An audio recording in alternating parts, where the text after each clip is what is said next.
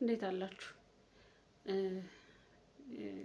የማለዳ ሲኒማ ነው እንግዲህ በጣም በርካታ ነገሮችን እየሞከርን ነው። አብራችሁ አንድ ሰው ማየን፣ 5 ሰው ማየን፣ 10 ሰው አየን። ሪስፔክት በጣም እናመሰግናለን ስለምታዩን። ግን ደግሞ እኛን ማበረታታት የምትችሉት እኛን መደገፍ የምትችሉት የምንሰራውን ነገር ስታዩልን ነው እና አብራችሁን ላላችሁ ሰብስክራይብ ለምታደርጉን፣ ሼር ለምታደርጉን እንዲሁም ደግሞ ኮሜንት ለምታደርጉን በጣም አድርገን እናመሰግናለን።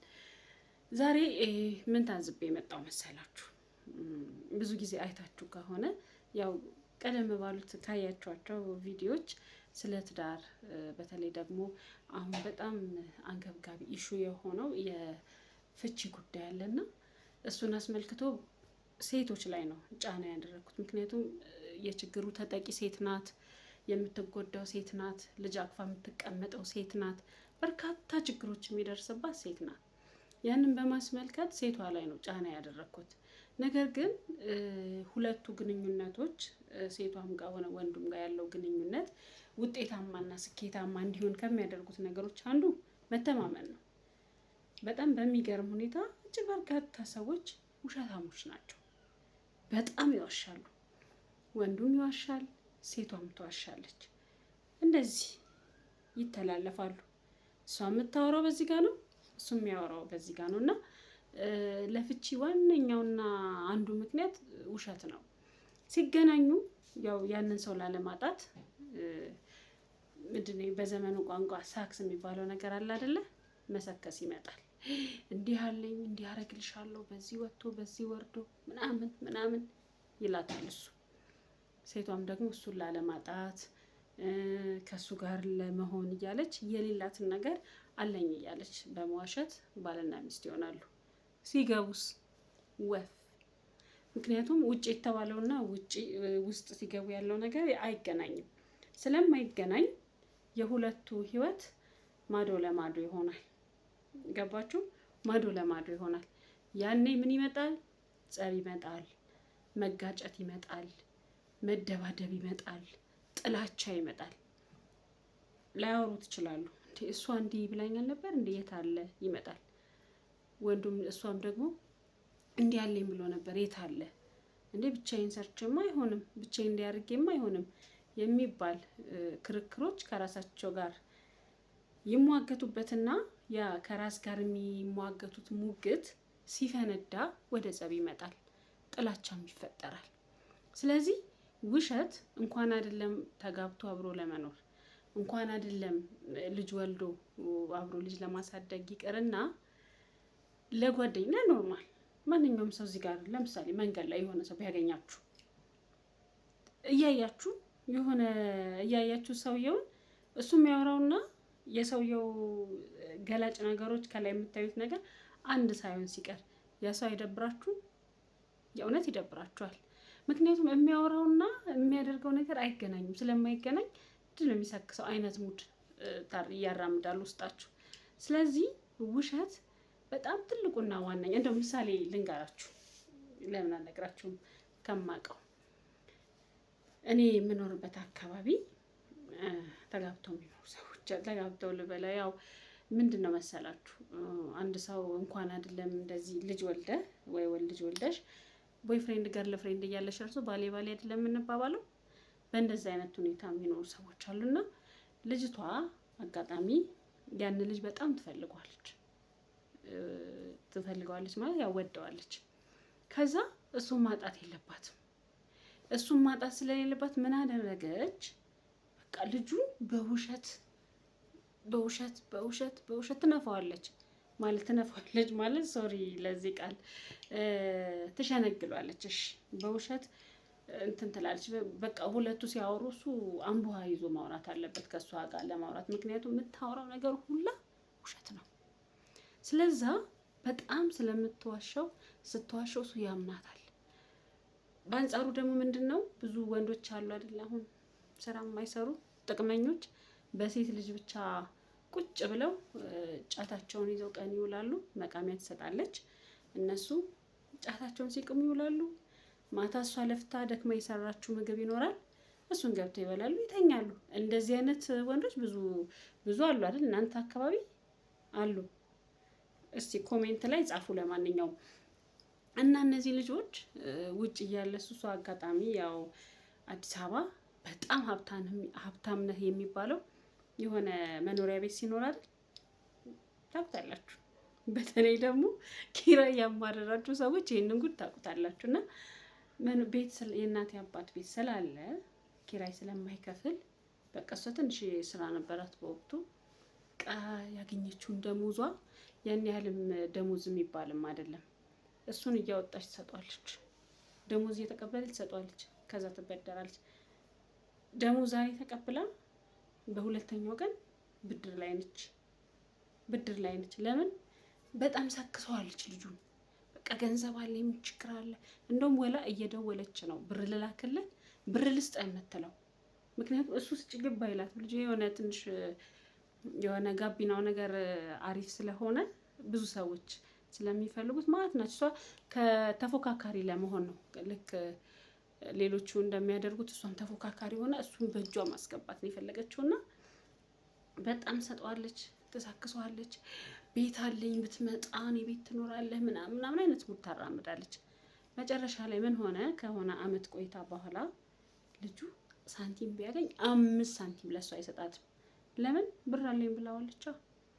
ገንዘብ ስላለኝ አልፈልግም። እንደው ልክ ደሞዝ እንደወጣ ወደ እሱ አካውንት ነው ትራንስፈር የምታደርገው። ከዛ ይገባላታል፣ እሷ ወደዛ ታስገባለች። ከዛ ምን ሆነ? መጨረሻ ላይ ይችልች ያው ታረግዛለች ከሱ።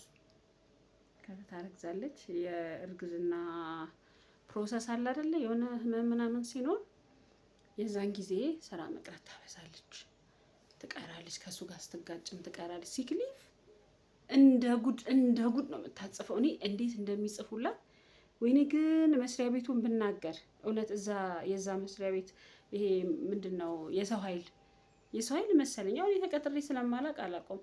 የሰው ኃይል መሰለኝ አይደል? ይሄ የፈቃድ ምናምን ሲክሊፍ ነው የሚቀበለው። እነሱ ግን ምንድነው ትንሽ እንኳን ቼክ አያደርጉም። ከዛስ ታጽፋለች፣ ትቀራለች፣ ምን ትላለች። ከዛ እርግዝና መጣ፣ ልጅ ተወለደ። በቃ በክሬዲት ተበድራ ምናምን ገዛዛች፣ ገባ ልጁ እዛ ቤት። ከዛስ ኑሯቸው ኑሮ አይደለም። ከዛ በየጊዜው መጣ። ከዛ ምን ተፈጠረ? የተነሳንበት ርዕስ ስለ ውሸት አይደለም። ከዛ ልጁ ሲገባ ያየውና ውጭ ሆኖ የሰማውና ቤት ያለው አይገናኝም። ውጭ ያለውና ቤት ያለው በፍጹም አይገናኝም። ከዛ ምን ሆነ? ውሸታም መሆኗን አወቀ። ገባችሁ? ውሸታም መሆኗን አወቀ። በጣም ደበረችው ምናምን። መዋሸት እኮ አይጠበቅብሽም ይሄን ያህል ምንድነው? እና ሳልነግራችሁ ደግሞ ከስራም ተባረረች። ስራም የላት፣ የሚከራይ ቤት እንኳን የለ እዛው። ከዛ ምን መጨረሻ ላይ ምን አለ ልጁ? ከነ ሙሉ ማንነትሽ ነግረሽኝ ቢሆን ኖሮ ከነ ማንነትሽ ነበር የምወድሽ። አሁን ግን እኔ ከአንቺ ጋር ለመኖር እንዴት ልመንሽ? እንዴት አምኜሽ ከአንቺ ጋር ልቀጥል የሚል ነገር አነሳ። እሺ መጨረሻስ ምን ሆነ? ጥላት ሄደ። ምክንያቱም ይቺ ልጅ እውነቱን ነግራው ስላልሆነ የተገናኙት። ፍቅራቸው ወይም ፍቅር ከተባለ ግንኙነታቸው በእውነት ላይ የተመሰረተ ስላልሆነ ትቶ ሄደ። እውነተኛ ሆና ግን ያላትን ነገር በራሷ በማንነቷ እንዲወዳት ብታደርግ ኖሮ፣ በማንነቷ ቀርባው ቢሆን ኖሮ 100% ልንገራችሁ፣ ይሄ ልጅ መጀመሪያ ላይቀርባት ይችላል። ቀጥሎ ደግሞ ከቀረባትም ላይተዋት ይችላል። ምክንያቱም ሁለት ያደረጋቸው ፍቅር ስለሚሆን፣ ሁለቱን አንድ ያደረጋቸው የሆነ ያዋደዳቸው ያስማማቸው የሆነ ነገር ስላለ መካከላቸው ላይ ውሸት ስለሌለ አልተጣሉ፣ አይጣሉ። ገባቸው አምላችሁ? አይጣሉ። ትዳር ደግሞ እኔ እንጃ። እኔ ባለ ትዳሮች እስቲ እንደው ግቡና ይሄን ቪዲዮ ካያችሁ ሀሳብ ስጡበት። የእውነቴን ነው የምላችሁ። አንድ ነገር ከዋሻችሁ እድሜ ልካችሁን አታምኑትም።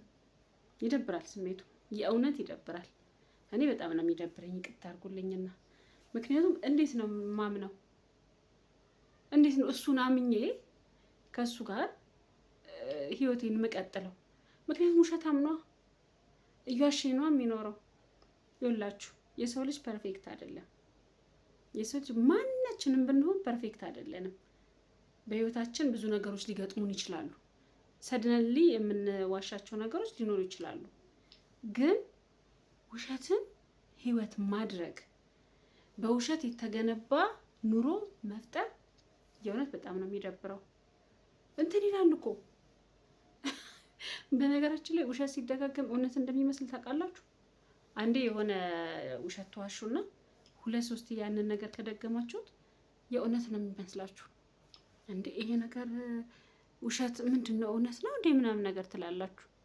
ስለዚህ እኔ የምነግራችሁ ነገር ውሸት ህይወትን ያበላሻል። ውሸት ከሰውነት ተርታ ማለት ሰው ምናምን ነገር አያከብራችሁም። መጣ ይባላል፣ መጣሽ ሳክስ ሆዴን እንዳይነፋኛም በኋላ ያዝ ምናምን ነገር ይሏችኋል።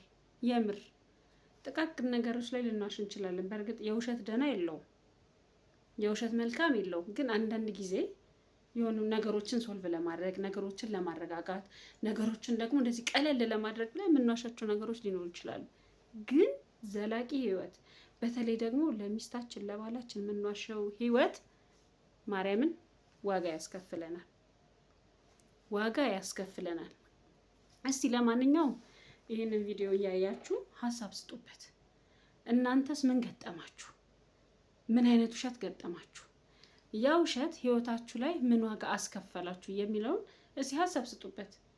ቪዲዮንም ደግሞ ብታዩ ደስ ይለኛል። ከወደዳችሁት ሼር አድርጉት፣ ካልወደዳችሁትም ሀሳብ ስጡበት። ይህንን አስተካክሉ ምናምን ምናምን ምናምን በሉን፣ እናስተካክላለን። ለማንኛውም ከውሸት የጸዳ ህይወት ይስጣችሁ። ከውሸት የጸዳ ትዳር፣ ከውሸት የጸዳ ፍቅር፣ ከውሸት የጸዳ ጓደኝነት፣ ከውሸት የጸዳ እህትነት፣ ከውሸት የጸዳ ወንድምነት ይስጣችሁ እላለሁ። አመሰግናለሁ። አሁንም በድጋሚ እላለሁ ይሄንን ቻናል ላይክ፣ ሰብስክራይብ፣ ሼር በማድረግ ሀሳቡን ለሚፈልጉ ሰዎች አጋሩላቸው። የተሻሉ ነገሮች ደግሞ ሲኖሩን እየመጣን ለእናንተ እናጋራችኋለን። ስለነበረን ቆይታ አመሰግናለን። ሰላም ሁኑልኝ።